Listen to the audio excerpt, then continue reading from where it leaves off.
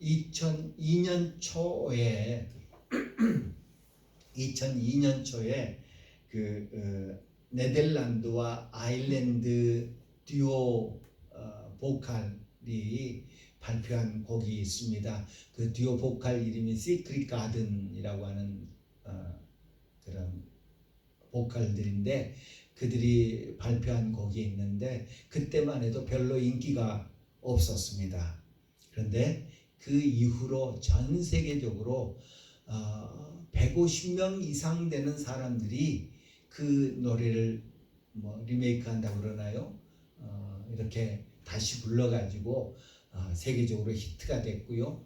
영국 차트 1위를 하기도 했고요. 미국에서는 가스펠 1위를 차지하기도 한 그런 노래입니다. 우리는 보통 그 노래를 팝송이다 라고 분류를 하는데, 하나님, 예수님 이름이라는 말이 단 한 번도 안 나오지만 미국에서는 복음성가 그 빌보드 크리스찬 차트, 복음성가 차트에서 1위를 차지한 곡이기도 합니다.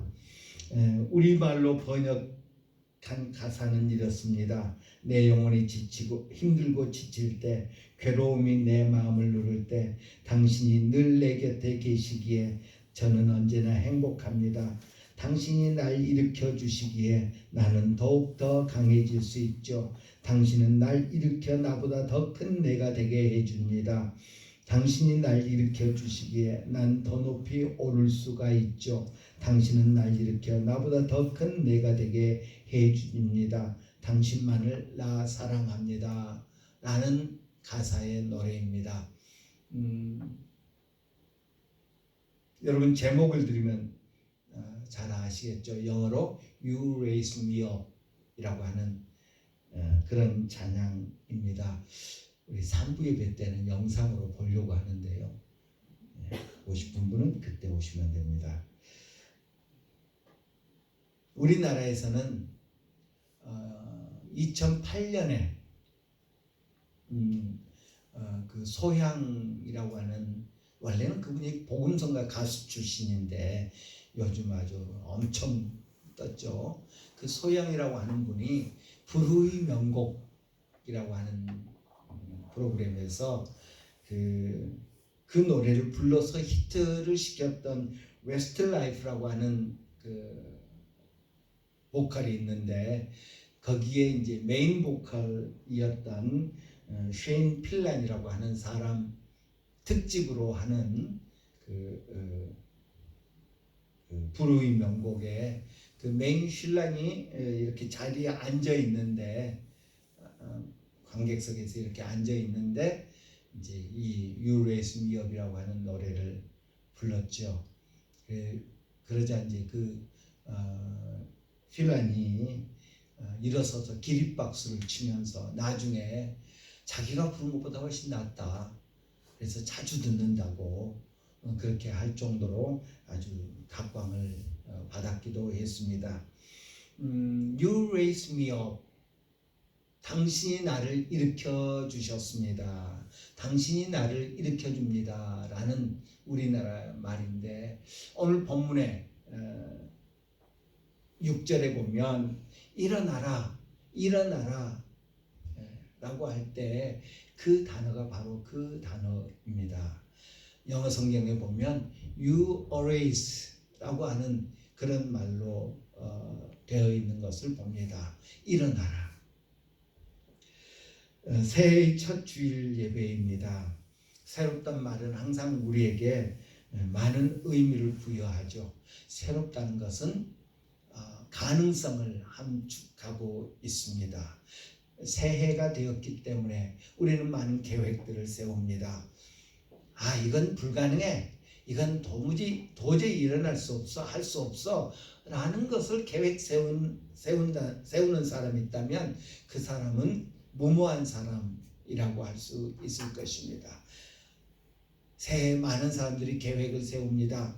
우리 의지가 부족해서 작심삼일이라는 말이 늘 매년마다 있게 됩니다만은, 새해 어떤 사람들은 금연 담배를 끊어야겠다 계획을 세우고, 어떤 사람들은 내가 술을 끊어야 되겠다 계획을 세우고, 어떤 사람들은 나 다이어트해서 올해 뭐 몇 킬로그램 감량해야 되겠다 계획을 세우고, 운동해야 되겠다 계획을 세우고 계획을 세웁니다.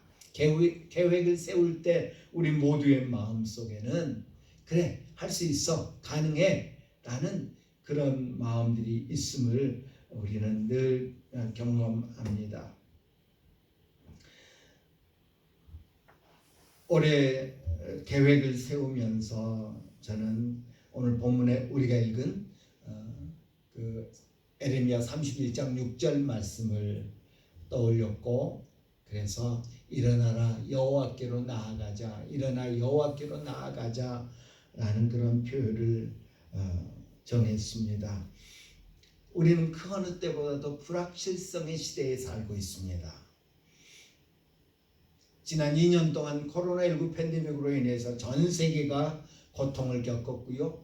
일상을 잃어버린 그런 나날들이었습니다.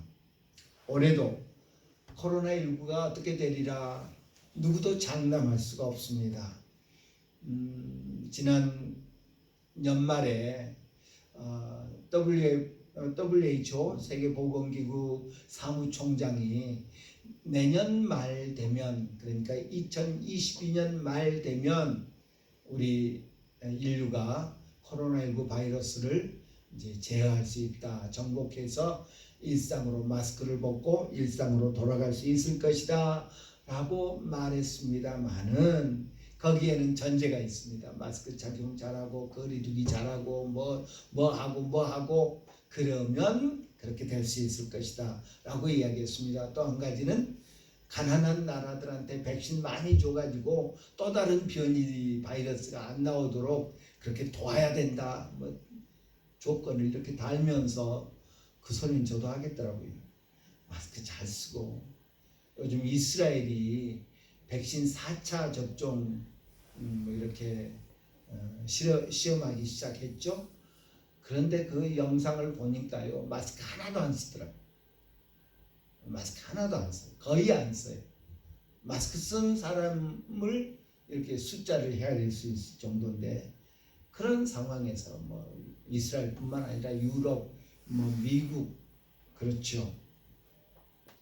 그 어느 때보다도 우리는 불확실성의 시대에 살고 있어서 2022년을 계획한다는 것이 너무나 힘든 그런 때라고 할 수 있을 것입니다. 이런 때에 우리는 주님의 말씀을 기억합시다. 야고보 사도는 이렇게 말했습니다. 들으라, 너희 중에 말하기를 오늘이나 내일이나 우리가 어떤 도시에 가서 거기서 1년을 머물며 장사하여 이익을 보리라 하는 자들아, 내일 일을 너희가 알지 못하는도다. 너희 생명이 무엇이냐? 너희는 잠깐 보이다 없어지는 안개니라. 너희가 도리어 말하기를 주의 뜻이면 우리가 살기도 하고 이것이나 저것을 하리라 할 것이라고 하였습니다. 내일 일을 우리가 알지 못합니다. 그런데 주의 뜻이면 우리가 살기도 하고 이것이나 저것을 할 수 있게 될 것입니다. 주의 뜻이면, 주님이 기뻐하시는 일이면, 그래서 주님이 보장해 주시면 우리는 생명을 연장할 뿐만 아니라 이것저것을 할 수 있게 된다는 사실입니다.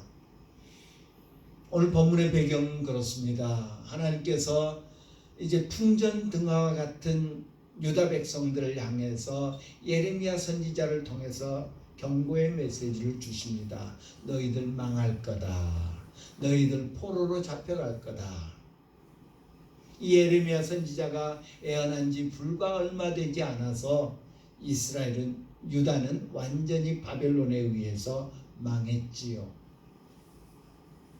그런 상황에 있는 유다 백성들을 향해서 하나님께서 경고의 메시지를 이 에레미야 선지자를 통해서 주십니다.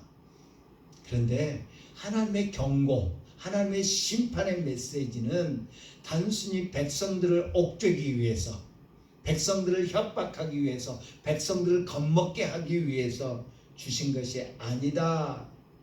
여러 차례 말씀드렸습니다.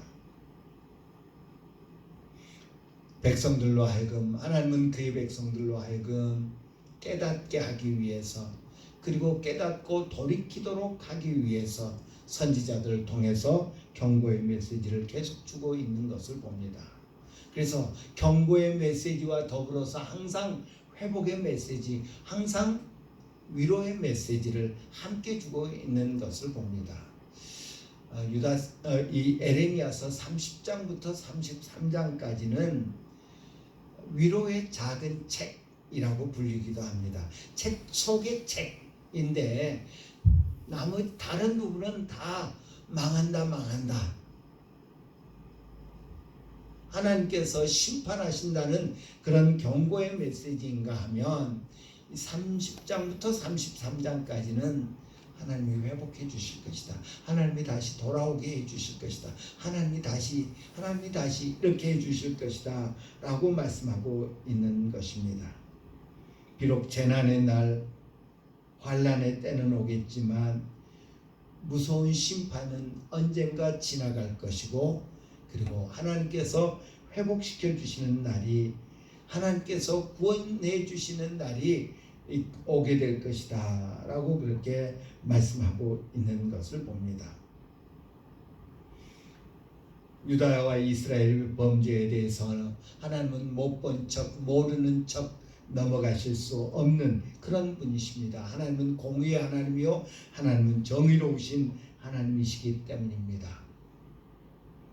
죄의 대가를 치르게 하십니다. 그럼에도 불구하고 긍휼을 베푸시고 자비를 베푸시고 용서하시는, 회복시켜 주시는 분이 우리 하나님이심을 봅니다.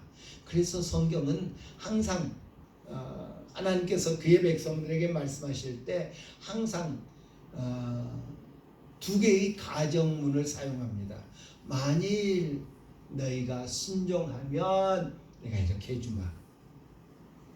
만일 너희가 순종하지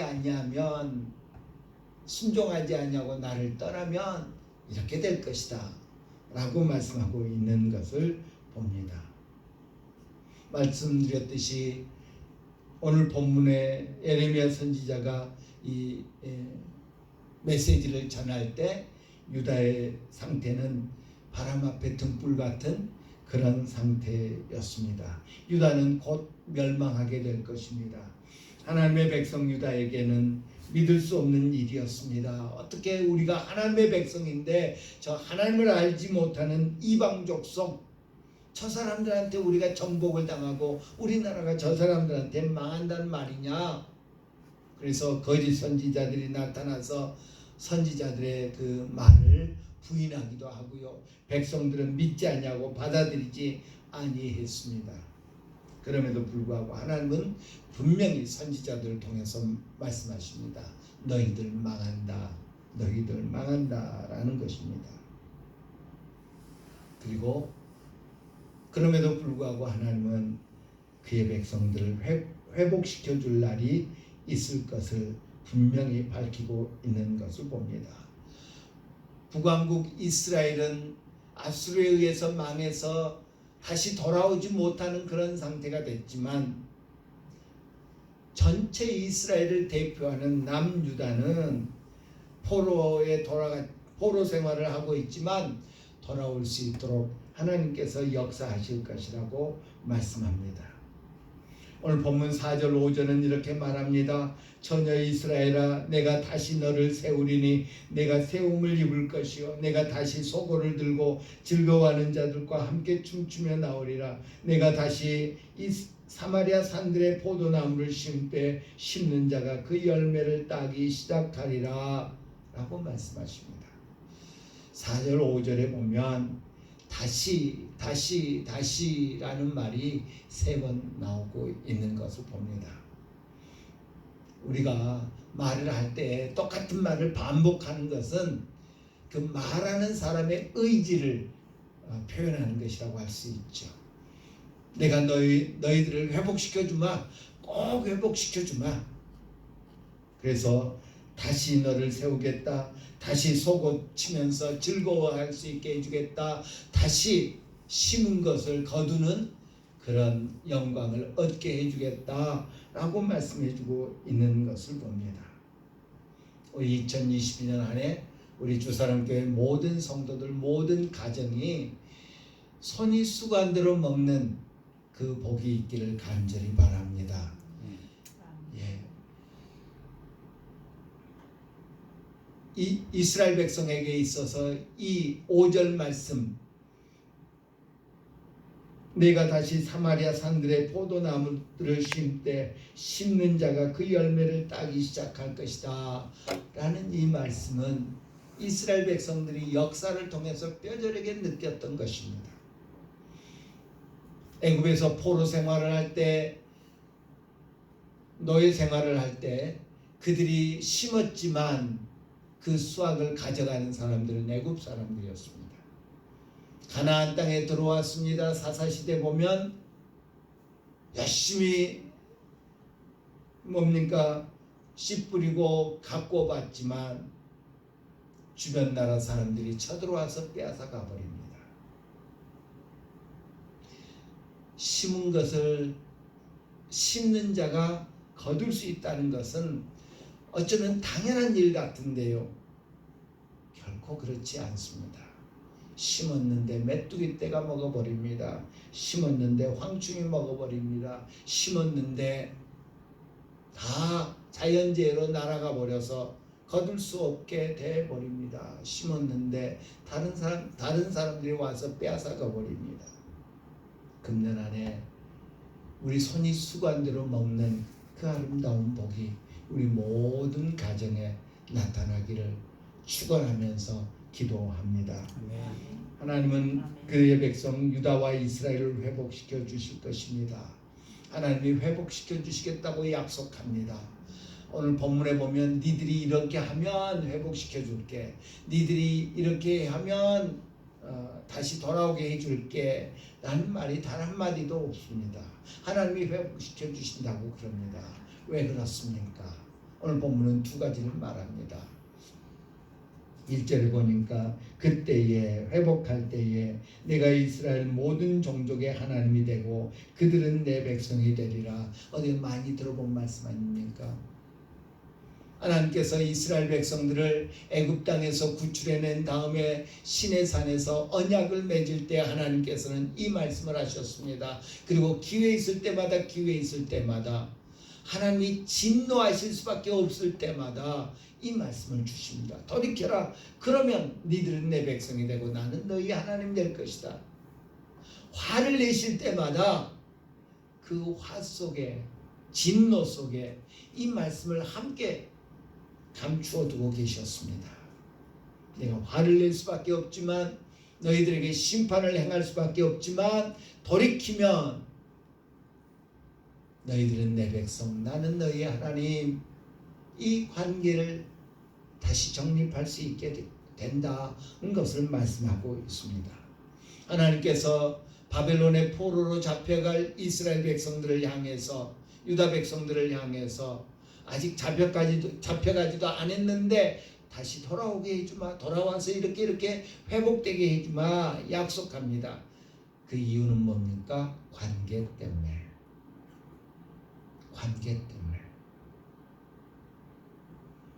우리 아이들 키우면서 아이들이 잘못했을 때 야단칩니다.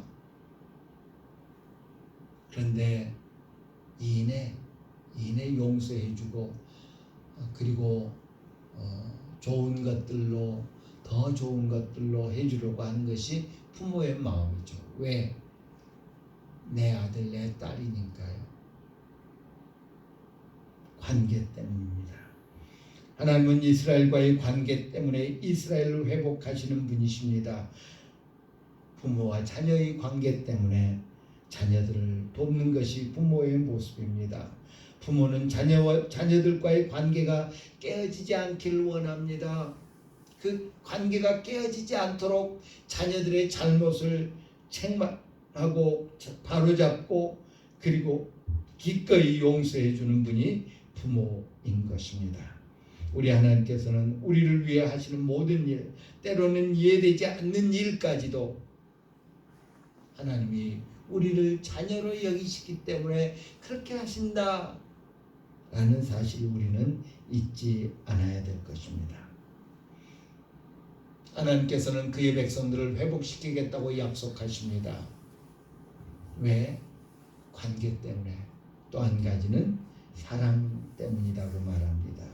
본문 3절은 말합니다. 옛적에 여호와께서 나에게 나타나사 내가 영원한 사랑으로 너를 사랑하기에 인자함으로 너를 이끌었다 하였노라 라고 말씀합니다. 내가 영원한 사랑으로 너를 사랑하기에 지금까지도 너를 이끌었고 지금까지도 이스라엘 백성들을 이끌어왔고 그리고 앞으로도 이끌어 회복시켜 주겠다 라고 말씀하시는 것입니다. 사랑 때문에. 그런데 그 사랑이 영원한 사랑이다 라고 말합니다. 얼마 전에 월요일날 집에서 저랑 성경이랑 있으면서 성경이한테 야 중국집에 우리 점심 시켜 먹자 했어요. 그러면서 그러자 이제 딸이 뭐 드실래요? 그러길래 그 짬뽕 곱빼기. 전에 그 집에서 시켜 먹었는데 짬뽕이 맛있더라고요. 그래서 그 집에 시킬 거지. 예, 나 짬뽕 곱빼기 먹을게.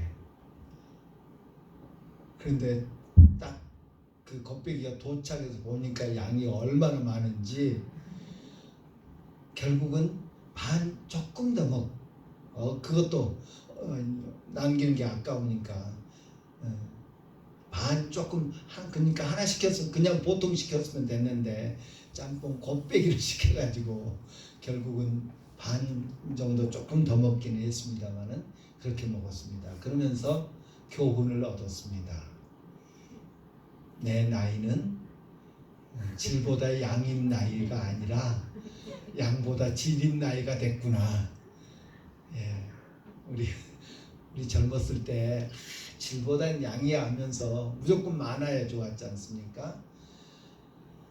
예, 우리 사랑도 그런 것 같습니다. 우리 사람의 사랑은 양과 질이 함께 할 수 없는 사랑인 것 같습니다.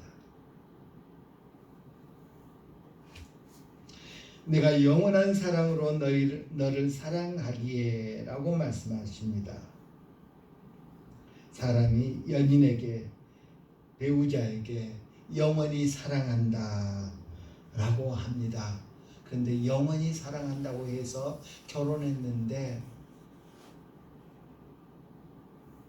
30년, 40년, 50년 혹은 60년 되면 더 이상 사랑할 수 없게 됩니다.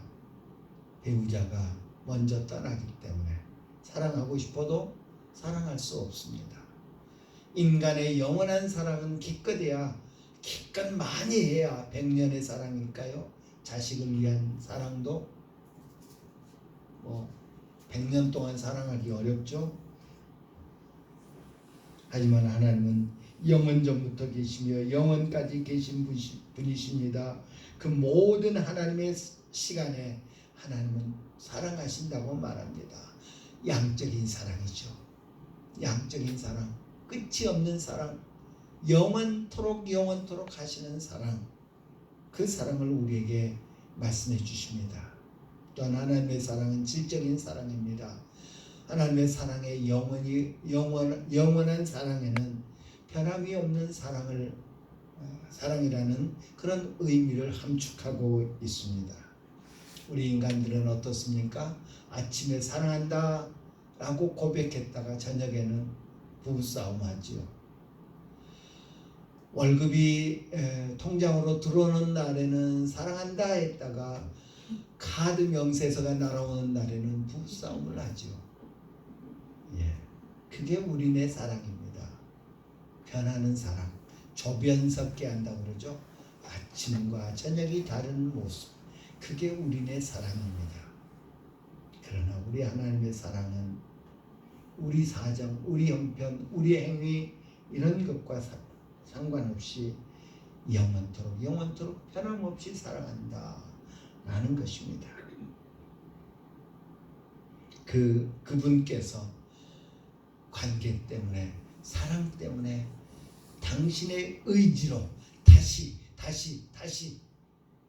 회복시켜 주실 것을 약속하고 있습니다. 그들이 지금은 바벨론의 핍박을 받고 바벨론의 포로로 잡혀갈 것이지만 내가 회복시켜 줄게, 내가 회복시켜 줄게 라고 말합니다. 코로나19로 인해서 지금은 우리가 어려운 상황에 놓여 있지만 하나님이 우리에게 말씀하십니다. 내가 회복시켜 줄게, 일상이 회복되게 해줄게, 믿음이 회복되게 해줄게, 교회 생활이 회복되게 해줄게 라고 말씀하시는 줄 믿습니다. 그런 그가 일어나라 라고 말씀하십니다. 포로 생활하는 하나님의 백성에게 하나님은 파수꾼을 보내시겠다고 말씀하십니다. 그 파수꾼이 하나님의 백성들, 하나님과의 관계를 유지하는 하나님의 사랑받는 백성들에게 외칩니다.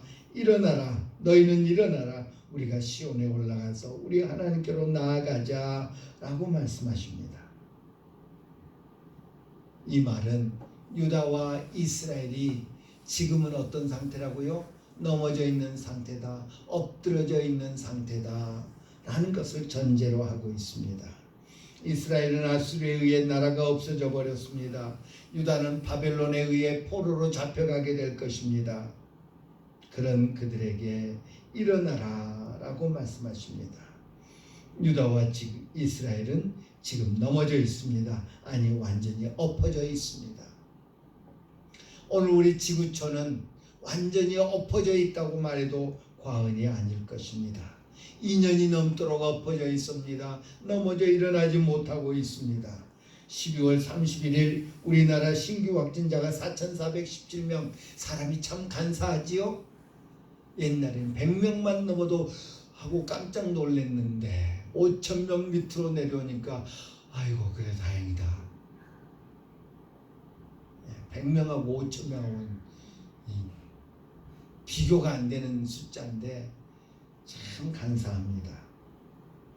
우리나라 지금까지 한 번이라도 코로나19에 감염됐던 그 누적 확진자 수가 63만 5,254명, 코로나19로 인해서 목숨을 잃은 사람이 5,625명, 치명률 0.8%.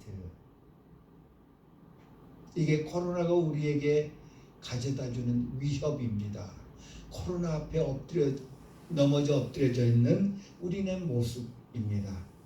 존스 홉킨스 대학의 통계에 따르면 전 세계 코로나19 누적 확진자는 2억 8,800만 명을 넘어섰습니다. 참 감사하죠. 그 2억 8천 명, 거의 3억 명 속에 우리가 안 들었다는 게.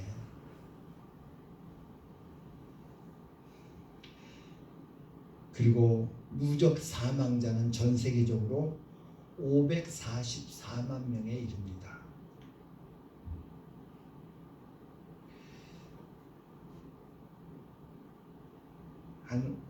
이런 상황 속에서 우리는 어느 것 하나 장담할 수 없는 2022년을 맞이했습니다.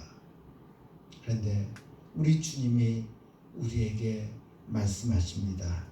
내가 도와줄게. 일어나라. 내가 회복시켜 줄 테니 일어나라 라고 말씀하십니다.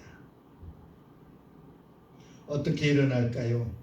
여호와께 나아가기 위해서 일어나야 한다고 말씀하시는데 어떻게 일어날까요? 우리는 일어날 힘조차도 없는 이스라엘 백성들은, 유다 백성들은 포로로 잡혀가서 자기 힘으로는 일어날 수 없는 그런 상황이었습니다. 어떻게 일어날까요? 코로나19가 앞으로 어떻게 될지 아무도 모릅니다. 또 어떤 변이가 나오게 될지 우리는 알지 못합니다. 그런데 어떻게 일어날까요? 넘어진 이스라엘은, 넘어진 유다는 스스로 일어날 수 없었습니다. 엎드려진 유다 백성들은 스스로 문제를 해결할 수 없었습니다. 그런데 하나님은 말씀하십니다. 여호와께서 사람의 걸음을 정하시고 그의 길을 기뻐하시나니 그는 넘어지나 아주 엎드러지지 아니하면 여호와께서 그의 손으로 붙드심이로다. 여호와께서 그의 손으로 붙드심이로다. 우리는 넘어지고 일어났다 또 넘어지고 또 실족하고 또 구덩이에 빠지고 하는 그런 존재들이지만 우리 주님은 우리를 잡은 손을 놓지 않으시는 분인 줄 믿습니다. 코로나 바이러스가 우리를 힘들게 하지만 우리 주님은 여전히 우리를 붙들고 계시는 줄 믿습니다. 그 손을 잡아 힘을 냅시다. 어제 이제 연초가 돼가지고 저희 어머님에게 전화를 드렸어요. 요즘 건강 어떠세요? 그랬더니 나이가 들어가지고 일어나는데 한참 걸린다 그러시더라고요. 일어나려면 한참 시간이 걸린다.